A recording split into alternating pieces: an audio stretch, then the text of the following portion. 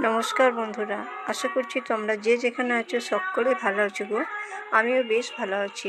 বাঁকুড়া জেলার এক সবুজ ঘেরা গ্রাম থেকে আমি তারা তোমাদেরকে জানাচ্ছি আমার ব্লগ চ্যানেলে অনেক অনেক ভালোবাসা। তো বন্ধুরা দেখো, বলতে বলতে এই জলের বালতিটা ভর্তি হয়ে গেল। আর এই যে কী বলো তো, টাইমের জল তো মানে তাড়াহুড়ো করে নিতে হয়। উঠেছি সেই কখন গো, মানে কি বলবো, তখন গাছে পাতায় রাত, সেই সময় উঠেছি। উঠে কত কাজ করলাম, তারপরে এই যে জলটা এলো, জলটাকেও ভরে নিচ্ছি। আর এখনও পর্যন্ত কিন্তু চা খাওয়া হয়নি, তাই আগে জলগুলো ভরে নিই, তারপরে চা করব। কারণ কি বলো তো, এখন থাকবো না, কারণ তখন আবার এসে জলও পাবো না, রান্নাবান্নাও করে খাওয়া যাবে না। তাই জল টলগুলো সমস্ত ভরে নিচ্ছি। আর আজকে জল একটু বেশিই ভরতে হবে, কারণ বিকালে যখন জল দেবে তখনও তো থাকবো না এখানে, তাই জল পাওয়া যাবে না। তাই এসে রান্না বান্না, থালা ধোয়া, স্নান করা, কাপড় ধোয়া, এগুলো করতে অনেকটা জল চাই। তাই তাড়াহুড়ো করে সমস্ত কিছু জল এখন আমি এই যে কলসি, বালতি, হাঁড়ি, বড় বড় গামলা যা কিছু আছে সবই ভরে নিলাম। তারপরে এই যে ঝাঁটাগুলো ওখানে পড়েছিল, মানে ঝাঁট দিয়েছিলাম, সেগুলোকেও ধুয়ে নিই। কী বলো তো, বাসি ঝাঁটা আর বাসি ঘর দুয়ার ঝাঁট দেওয়া হয়। তারপরে বিশেষত এই ঝাঁটাটা, এটা উঠোন ঝাঁট দেওয়া হয়, রাস্তাতেও মাঝে মাঝে ঝাঁট দিই। মাঝে মাঝে কেন, যখনই আমি থাকি এখানে তখন আমি রাস্তাটা এই ঝাঁটাটা দিয়েই ঝাঁট দিই। আর তোমাদের দাদাভাই তো আসে সেই সকাল পেরিয়ে, মানে ওই 8টা-9টা, এসে আর ঝাঁট দেওয়া হয় না, ওই বিকালের দিকটাই দেয়।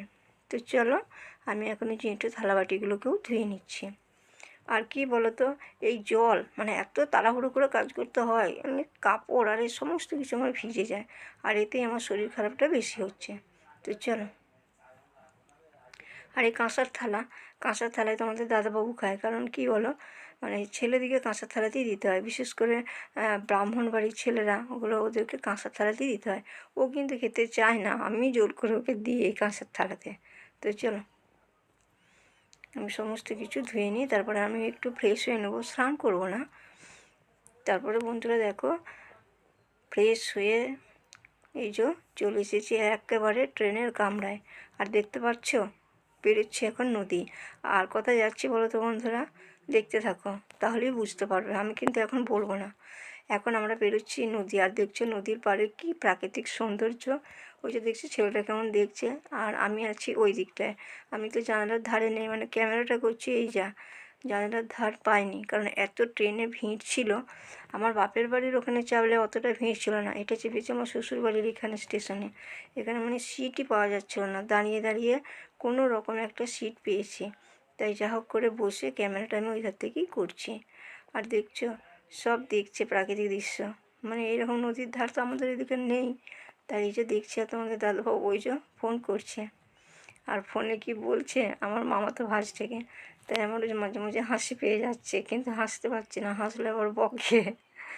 তাই এই যে কী যে কথা বলছি কে জানে, একটু একটু শুনতে পাচ্ছি।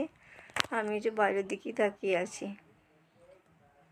ও ও বলছে যে নদী পেরোচ্ছি, ও জিজ্ঞেস করেছে দিদি বসতে পেরেছে, বলছে যে হ্যাঁ। তারপরে বন্ধুরা দেখো, ট্রেন থেকে নেমে এবারে চেপেছি বাসে। আর এখানে কি বলতো, এখানে মিনি বাস, মানে বড় বাস খুব একটা পায় না, চলে, এটা তো ওই কলকাতা শহর, চলে বড় বাস, কিন্তু এই মিনি বাসগুলোই বেশি দেখতে পায়। আর এই মিনি বাসেতেই আমরা এখন চেপে পড়েছি। আর এই যে ফাইনালি আমরা চলে এসেছি ডাক্তারবাবুর কাছে। ডাক্তার আমার দেখানো হয়ে গেছে, কিছু আমাকে ব্লাড টেস্ট দিয়েছিল, ব্লাড টেস্ট কিছু হয়েছে, আর একটা এখনও বাকি আছে। তাই যে এখানে বসিয়ে রেখেছে, মানে ওরা এখন খাওয়া দাওয়া করছে, যারা টেকনিশিয়ানরা করবেন, তাই যে বসিয়ে রেখেছে, বসে আছি। আর সবাই কিন্তু পেশেন্টরা চলে গেছে, আমরাই লাস্টে এসেছিলাম, মানে ট্রেন লেট ছিল আজকে খুব। তাই এই যে আর দুজন আছে ওদিকে, আর আমি, 3জন আছি পেশেন্ট। তো চলো, আর মনে হচ্ছে না যে এখান থেকে উঠি, মানে এতটাই শরীরটা ক্লান্ত। এই যে এর ভেতরে আছে সিরিঞ্জ, এটা আমার হাতেই দিয়েছে, বললো যখন ব্লাডটা টানবে এটা নেবে আমার কাছ থেকে। তো দেখো আমার নাম লেখা আছে, এটা নিয়ে এখন বসে আছি, দেখি এই যে কটনটাও দিয়েছে, আর আমার এই হাতে, বাম হাতে নিয়েছে রক্ত। আমি এই যে বসে আছি জড়সড় হয়ে। আর কি বলো তো, খাওয়া দাওয়া ঠিক মতো নেই, খেয়েছি কিন্তু সেরকম বাড়ির মতন তো আর পেট ভরে খাওয়া হয় না, তাই খুব ক্লান্ত লাগছে। তো চলো, তারপরে বন্ধুরা দেখো, আমার ওদিকে ডাক্তার দেখানো হয়ে গিয়েছিলো, ব্লাড টেস্টও হয়ে গেছে। এরপরে পরে রিপোর্টটা নেব, আজকে হবে না, আবারও যখন আসবো তখনই নিয়ে নেব। তারপর বন্ধুরা দেখো, ওই যে এবার যাচ্ছি বাড়ির দিকে, মানে এবারে মনে হচ্ছে কতক্ষণে বাড়ি যাব। এখন আমরা হাওড়া ব্রিজে আছি, আর দেখছো কি সুন্দর জায়গা, মানে যতই গরম করুক এই হাওড়া ব্রিজে এলে তোমার গঙ্গার জলে কিন্তু একটা হিমেল হাওয়া বয়, সেই হিমেল হাওয়ায় গোটা শরীরটা কিন্তু একেবারে শীতল হয়ে যায়। আর দেখছো কত গঙ্গার জল, আর কি লোক গিজগিজ করছে। আমি যখনই আসি তখনই দেখি যে এখানটা এমনই মনোরম, এতটাই শীতল লাগে, আর এই গিজগিজ সব সময়। আমি সকালেও এসে দেখেছি, কখনো কখনো সন্ধ্যা হয়ে গেছে আমাদের ডাক্তার দেখিয়ে যেতে, তখনও দেখেছি এই রকম। তারপরে এই যে আমাদের দিকে ট্রেনে চেপে পড়েছি, তোমাদের দাদাভাই আছে ওই সাইডে, আর আমি আছি এই সাইডে। এই যে দেখছো, এই চাপার সময় কিন্তু মানে বাড়ি যাওয়ার সময় কিন্তু সিট পেয়েছি প্রচুর। আর ওই যে ওদিকে একটা ট্রেন পাস হচ্ছে, ভালোও লাগছে দেখতে।